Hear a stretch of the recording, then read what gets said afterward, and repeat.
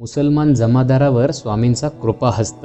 श्री स्वामी समर्थ. मित्रांनो, माझं नाव संदीप ससाणे आणि मी तुमचं सर्वांचं स्वागत करतो आमच्या स्वामी दरबारामध्ये.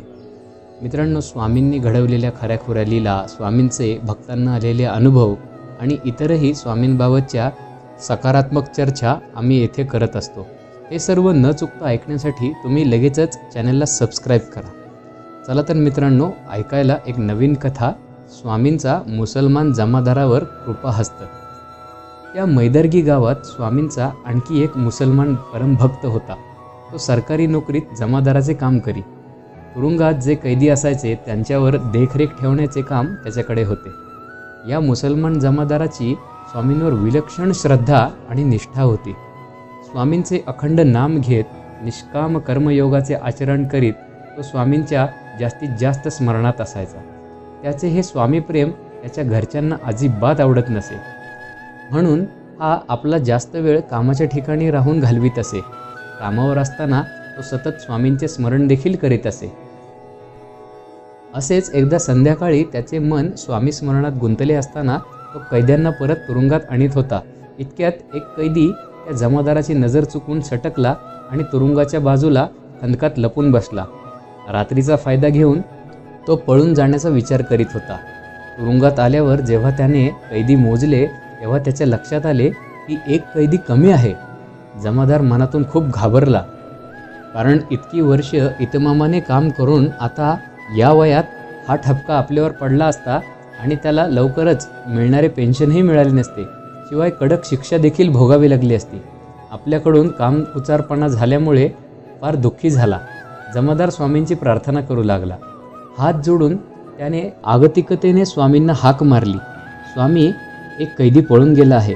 तो कैदी सापडला तर माझ्यावर येणारे मोठे संकट टळेल. हा कैदी मिळाला तर मी नक्कीच नोकरीचा राजीनामा देऊन आजन्म तुमची सेवा करेन. तुमच्या ऋणात राहीन. स्वामी, मला मदत करा. तो मुसलमान जमादार रात्रभर कैद्यांचा शोध घेत होता, परंतु त्याला शोध लागला नाही. जमादार हैराण झाला. त्याचे स्वामी स्मरण मात्र चालूच होते. पहाटे त्याचा डोळा लागला आणि स्वामींनी स्वप्नात त्याला दृष्टांत दिला. तेव्हा स्वप्नातच जमादार सुखावला.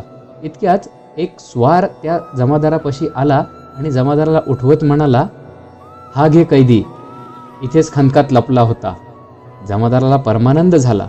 जमादाराने स्वामींना अष्टांग नमस्कार केला, कारण तो स्वार म्हणजे प्रत्यक्ष स्वामीच होते.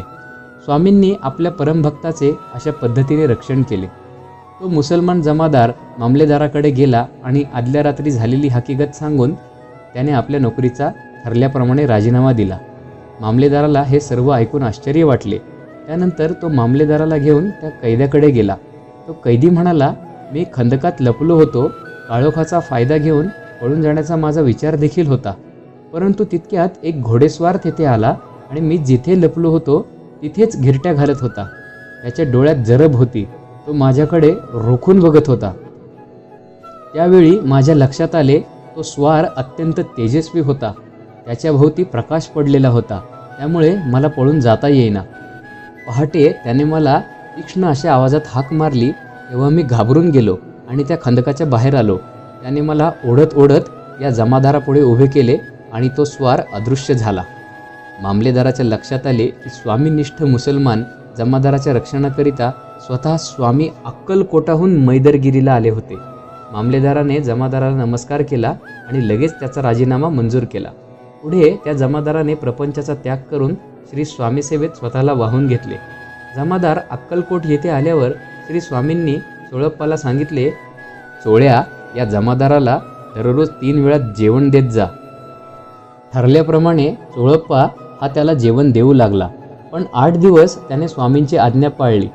जमादार स्वामींभोवती सावलीसारखा फिरतो हे त्याला सहन होईना, म्हणून त्याने जमादाराला स्वामींपासून लांबच ठेवले. स्वामींना हे सर्व कळत होते. एक दिवस स्वामींनी जमादाराला जवळ बोलवले आणि त्याला आपल्या पादुका दिल्या. स्वामींच्या पादुका मिळाल्या म्हणून त्याला खूप आनंद झाला आणि तो त्या पादुका घेऊन मैदरगिरीला परत आला. तेथे आल्यानंतर तो भक्तिभावाने स्वामींच्या पादुकांची दररोज पूजा करू लागला. या जमादाराची स्वामींनी खूप भरभराट केली. स्वामींच्या या पादुकांच्या दर्शनासाठी लोकांची देखील गर्दी होऊ लागली.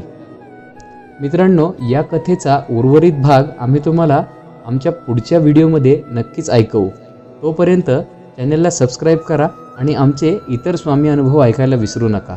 धन्यवाद. श्री स्वामी समर्थ. जय जय स्वामी समर्थ.